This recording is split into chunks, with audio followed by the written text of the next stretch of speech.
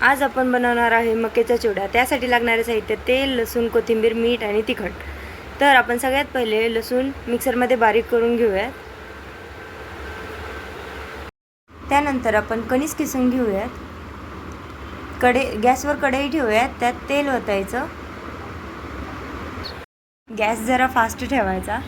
त्यानंतर तेल गरम झालं की त्यात लसूण टाकायचं, जो की आपण इथे कुटून घेतलेला आहे तो।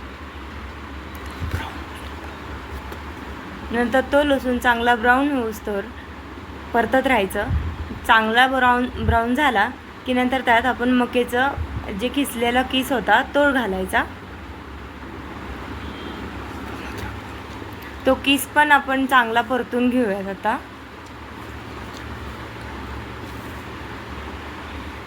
किस परतला की जरा थोडा भाजीपर्यंत तसंच परतत राहायचा। गॅस मंद आचेवर करायचा। त्याला गरजेनुसार आपण तेल घालू शकतो, जसं आपल्याला गरज लागेल तसं। त्यानंतर आपण तिखट, मीठ, कोथिंबीर आणि तुम्हाला जर टाकू आवडत असेल तर आपण त्यात शेंगदाण्याचे कूट पण टाकू शकतो। इथं कोथिंबीर इथे टाकलेली आहे मी।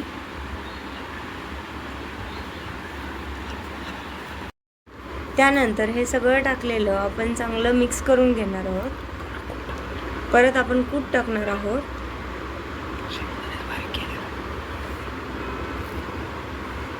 त्यानंतर पूर्ण त्याला परतून घ्यायचं, जोपर्यंत तो पूर्ण आपल्याला लालसर दिसत नाही।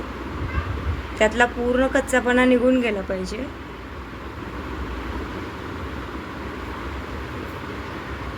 हे बघा, ह्याला किती भारी स्ट्रक्चर आलं याचं। हे असं होईपर्यंत ठेवायचं। नंतर गॅसची फ्लो बंद करायची आणि हे सर्व करायचं। धन्यवाद। Please like, share and subscribe.